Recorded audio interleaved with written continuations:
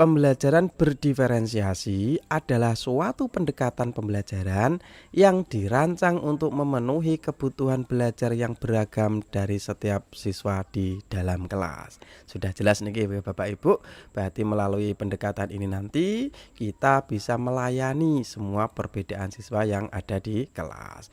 Tujuan utamanya adalah untuk menyediakan pengalaman belajar yang relevan, yang menantang, yang bermakna sesuai dengan tingkat pemahaman serta gaya belajar setiap siswa kita di kelas. Ada sebuah analogi Bapak Ibu, pembelajaran berdiferensiasi ini seperti ukuran baju yang berbeda. Setiap anak tentu memiliki ukuran tubuh yang unik, begitu juga dengan kebutuhan belajar setiap siswa kita. Seperti halnya ketika anak-anak nanti memilih ukuran baju yang tepat dengan tubuhnya, supaya nanti bisa memberikan kenyamanan dan penampilan yang baik. Dalam pembelajaran berdiferensiasi, guru juga memberikan pendekatan yang disesuaikan dengan kebutuhan belajar individu. Ibaratnya Bapak Ibu, kita memiliki 3 siswa dengan ukuran baju yang berbeda. Ada yang kurus, ada yang sedang, ada juga yang gemuk.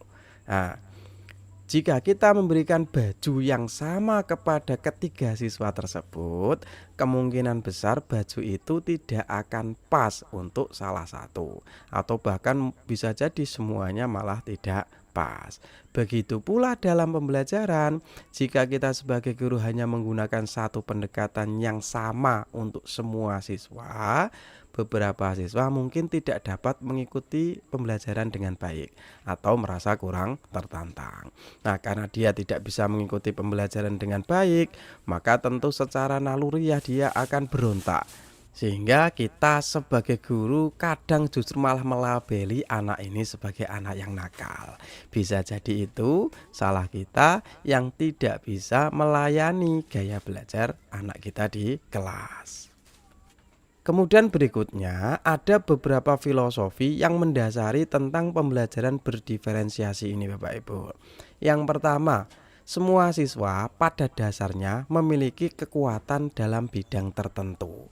Misalkan Bapak Ibu, antara Cristiano Ronaldo dengan Pak Habibie itu cerdas siapa? Nah, kebanyakan orang menjawab ya cerdas Pak Habibie, padahal keduanya itu cerdas, tetapi kekuatannya berbeda. Kalau Pak Habibie pinter dalam bidang pelajaran, tapi kalau Ronaldo pinter dalam bidang olahraga. Nah, ketika kita sudah memahami bahwa setiap siswa itu memiliki kekuatan dalam bidang tertentu, maka semua siswa yang memiliki bidang itu butuh untuk dikuatkan. Kemudian filosofi yang ketiga menyatakan bahwasanya setiap otak siswa itu unik, seperti halnya sidik jari. Dan yang keempat, tidak ada kata terlambat untuk belajar. Ini sudah paham ya Bapak Ibu. Kemudian melanjut ke filosofi berikutnya Bapak Ibu. Ketika memulai suatu topik yang baru, siswa membawa dasar pengetahuan mereka sebelumnya dan pengalaman dalam belajar. Seperti yang kami contohkan tadi loh Bapak Ibu, ketika kita mau mengajarkan perkalian, tentu anak itu sudah ada yang siap dengan materi perkalian. Tapi mungkin ada anak yang butuh penguatan terlebih dahulu dalam bidang penjumlahan.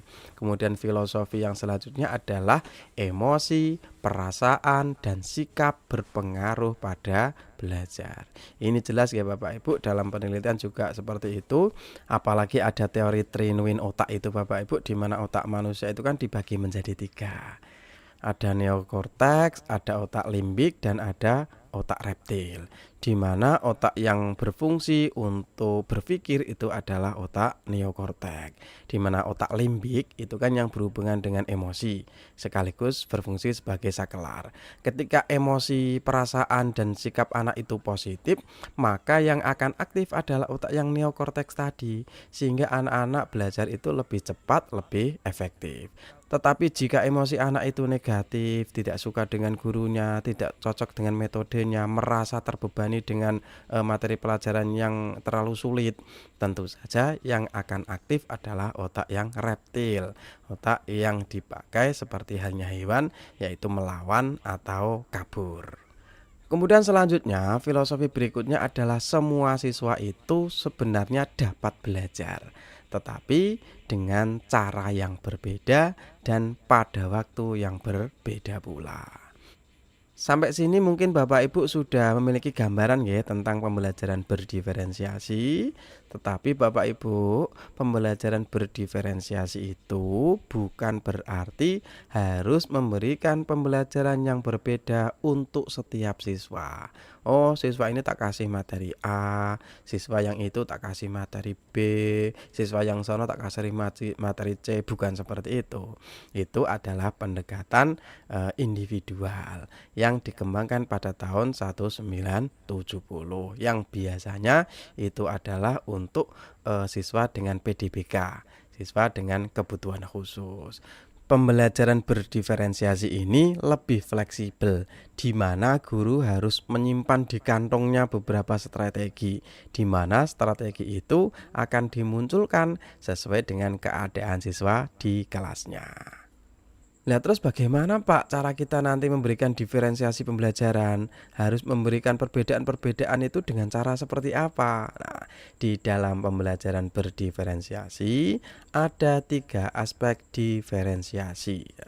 Pembelajaran berdiferensiasi menggunakan berbagai pendekatan atau multiple approach, di mana ada 3 aspek yang bisa dibedakan oleh guru agar peserta didik dapat mengerti bahan pelajaran yang mereka pelajari. Berarti nanti ada 3 aspek yang bisa kita bedakan, dan ketiganya ini bukan milih ya Bapak Ibu, tapi multiple. Ketiganya ini nanti kita diferensiasi. Lah 3 aspek tersebut itu apa saja? Lah nanti akan kami jelaskan, tapi aspek diferensiasi itu ada konten, ada proses, dan ada produk. Kalau diferensiasi konten itu berhubungan dengan apa yang akan murid ketahui, apa yang akan murid pelajari dalam hari ini. Kemudian yang kedua adalah diferensiasi proses, yaitu merupakan cara murid mendapatkan informasi atau bagaimana ia belajar. Atau dalam arti lain adalah aktivitas murid dalam mendapatkan pengetahuan, pemahaman, dan keterampilan berdasarkan konten yang akan dipelajari. Secara mudahnya, kalau diferensiasi proses adalah cara kita menyampaikan kepada siswa. Kemudian yang ketiga adalah diferensiasi produk. Ini merupakan bukti apa yang sudah anak-anak pahami dan anak-anak pelajari. Murid-murid akan mendemonstrasikan atau mengaplikasikan mengenai apa yang mereka sudah pahami. Misalkan pada materi sejarah. Nah, setelah kita melakukan pembelajaran, kita mau ngasih tugas. Nah, mungkin ada siswa yang memilih tugas itu dengan cara membuat video, karena dia minatnya ada pada video. Atau bisa jadi murid itu membuat ringkasan, nah, dia suka menulis. Atau bisa jadi murid itu memilih untuk mengerjakan tugas dengan cara membuat komik atau gambar-gambar. Untuk gambaran diferensiasi kami gambarkan sebagai berikut Bapak Ibu. Nanti kita sebagai guru itu nanti kan mempersiapkan diferensiasi, ada konten, ada proses, ada juga produk. Nah, nanti siswa memilih sesuai dengan kesiapan belajarnya, sesuai dengan minat dan bakat, gaya belajar, dan juga kecepatan belajar masing-masing.